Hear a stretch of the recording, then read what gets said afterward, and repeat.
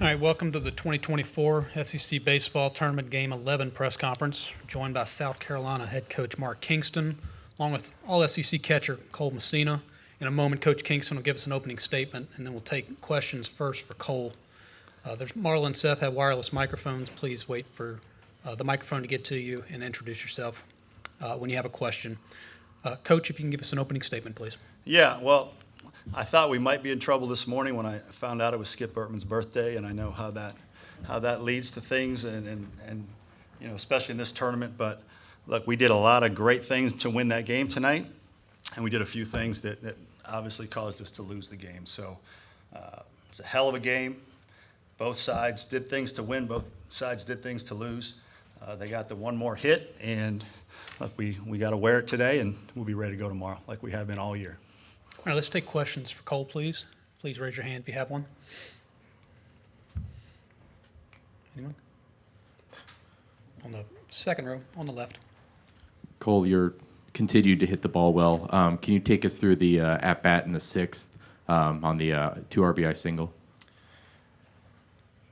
I felt like Christian Little's got a really good fastball. He's had a really good fastball since we were 14, so I was geared up for it and threw a cutter away, and I felt like I just stayed through it just enough to hit it in that gap and have a good at-bat for my team. All right, on the right side, third row. Cole, obviously giving it everything you could after the effort 2 days ago. Did you notice any fatigue or anything different about Chris in the ninth inning from behind the plate? No, I didn't. I thought Chris was himself. I thought, maybe a few pitches got back to the middle of the plate, but I thought Chris was himself. And, like I told him after the game, nothing to hang his head about. He's an assassin up there, and just keep doing what he's doing. Next question for Cole. In the center of the room, second row. Hey, Cole, when Matt came out to chat with Chris there, and I think it was the ninth, what did he say to Chris and you guys, in that moment? It was more of like just making sure we're covering everything if he was to bunt there. But, Matt at the end of the day told Veach, like, hey, it's time to like buckle down and be who you are, and stuff just didn't go our way. Any more questions for Cole? If not, Cole, we appreciate your time tonight. Thank you. See you again tomorrow. Thank you.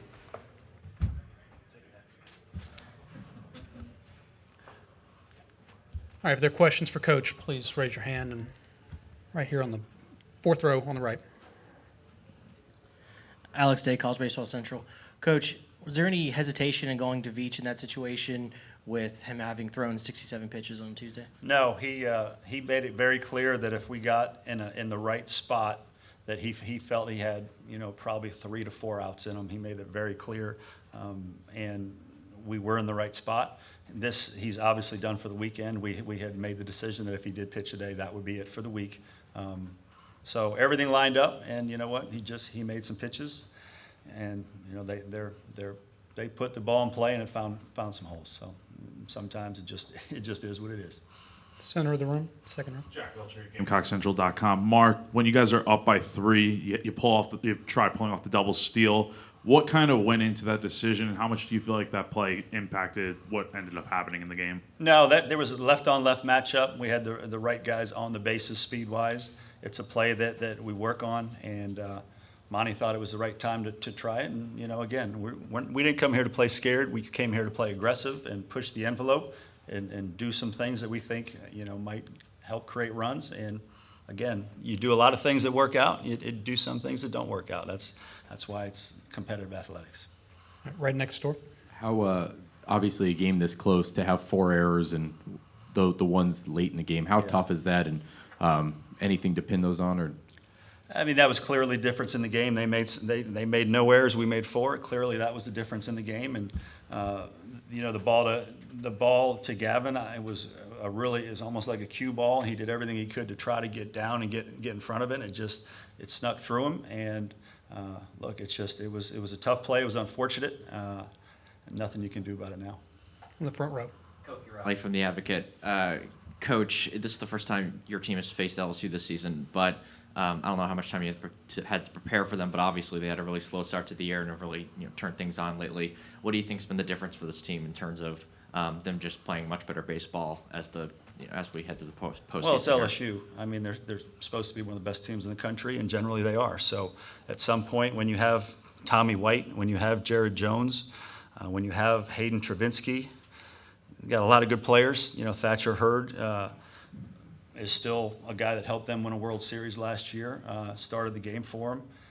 Got good players. I mean, they've got good players. And again, we talked about it in Columbia some. You know, there are ebbs and flows to the game, to the season. Teams go through things. I know they went through an unbelievably tough stretch in the middle of the season. It happens. It's the SEC. So at the end of the day, I think we're all really enjoying this week, the competition, the pageantry. But I think come next week, I think we're all going to be happy to get out there and not have to look at each other. Right side, third row.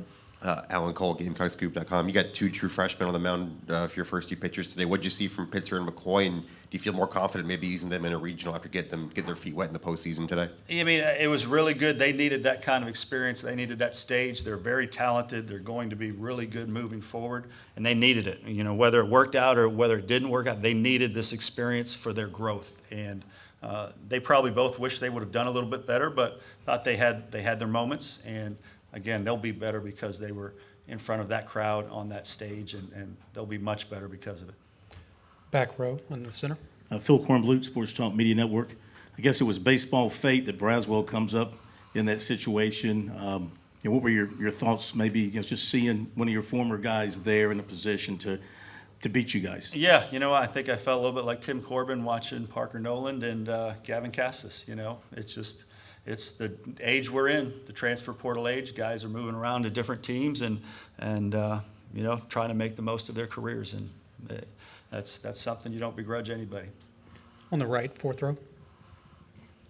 On the sacrifice fly that tied the game, you went out to chat with the umpires. Were you trying to challenge something there, or Yeah, what was that? we were just trying to see if they were absolutely 100% positive, because we had already appealed it, and the umpire was right there, and they just felt like there was no reason to go look at it, and we didn't go. But we talked about it, and the umpire assured me that he was 100% positive the guy did not leave early. At second. Front row. Coach, how have you seen Michael Braswell's game evolve since he's departed for South Carolina? Yeah, we didn't play them this year, so it's hard for me to say. Outside of today, that's a hard thing to say. Any more for Coach in the back center? So when you have a tough loss like this, you got to turn around and play tomorrow afternoon against a really good Kentucky team. Yeah. I mean, you concerned that your guys have emptied their tank? Is there anything left in the tank? Yeah, I mean, again, if you watch our guys love to play. There was disappointment in that dugout. It stings, and the only reason it stings is because it matters so much, and they love playing together. So they get a chance to do it again tomorrow. That was our message. If it didn't sting so much, it's because it doesn't mean that much. And look, it was a hell of a game. It's a hell of a week, and it's going to serve us well moving into next weekend. One of these teams was going to be very disappointed coming in here tonight. Today's our turn. But it doesn't do anything for our resolve to continue to get better, continue to support each other, and be ready for the next one. All right, any more for Coach? If not, Coach, thanks for your time. We'll see you tomorrow. Thank you, everybody. Appreciate you guys. You guys are part of what makes this what it is.